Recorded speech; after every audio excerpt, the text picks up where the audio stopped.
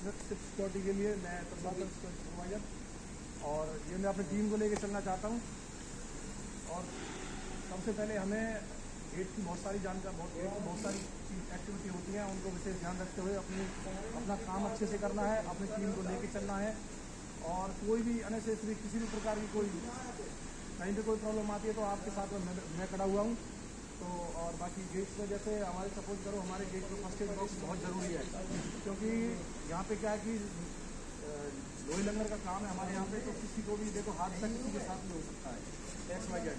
तो हम आज डिस्कस करेंगे थोड़ा सा फर्स्ट एड के ऊपर।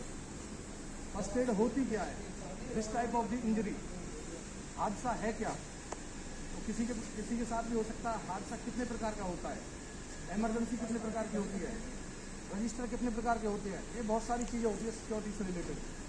तो फर्स्ट एड मीन्स हादसा, injury, this type of the injury explain. कभी भी कोई हमसे पूछ सकता है, कोई सीनियर पर्सन आके हमसे पूछे कि भाई this type of the injury कितने प्रकार की होती है, और कह देता है फिर एक्सप्लेन करके बताओ। तो हमें डायरेक्टली सिंपल जवाब देना है कि sir 3 type of the injury, 3 प्रकार की इंजरी होती है।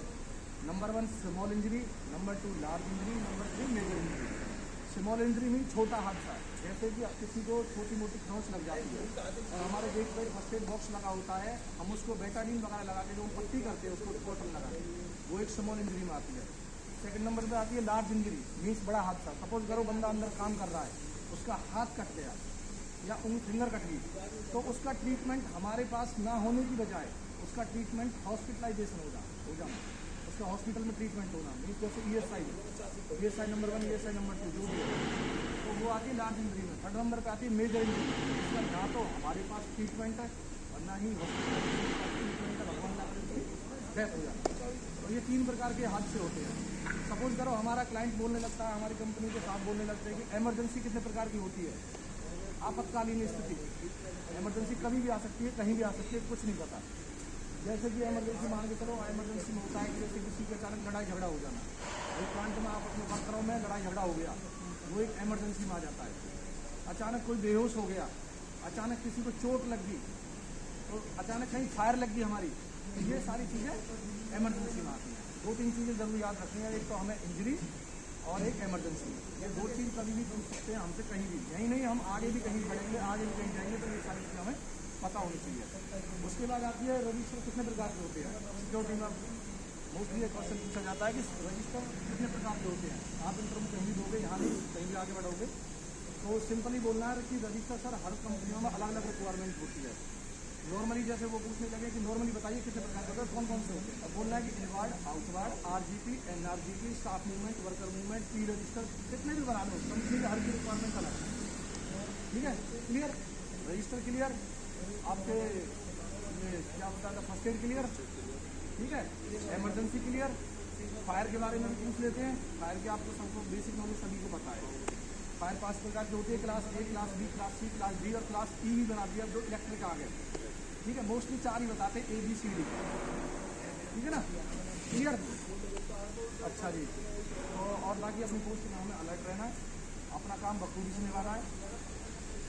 ठीक है, अपनी तरफ से कोई भी कंप्लेंट का मौका देना नहीं है, हम अपनी तरफ से 100 देने की कोशिश करेंगे। बाकी देखो गलतियां होती है, और गलती करने के बावजूद इंसान उस गलती को फिर दबा दे या छुपा दे, तो फिर उससे बड़ा तो फिर कोई प्रॉब्लम क्रिएट करने वाला है। तो बाकी सारी चीज़ों को देखते हुए अपनी पोस्ट पर अलर्ट रहना है। कोई भी किसी प्रकार की एक्टिविटी है, सॉरी भैया है और गोपाल भैया है, ठीक है, विजय भी है, हमारा बंदा अच्छा काम करता है, सारी टीम हमारा अच्छा काम कर रही है, कोई दिक्कत नहीं है। मैं सभी बंदे से बिल्कुल सेटिस्फाई हूँ अपनी नाइट शिफ्ट से। बाकी दिन में मुझे अभी पता नहीं है, दिन में मैं आऊँगा। हमारे नरेंद्र सर जैसे भी हमसे मेरे को थोड़ा सा बताएंगे, जैसे ये अभी मुझे 2-4 दिन हुए, बाकी मिलकर अपना काम कर रहा है, टीम को लेकर क्लियर। चलो सावधान, विश्राम, सावधान, सलूट। वीडियो चालू होने लगा। हाँ जी,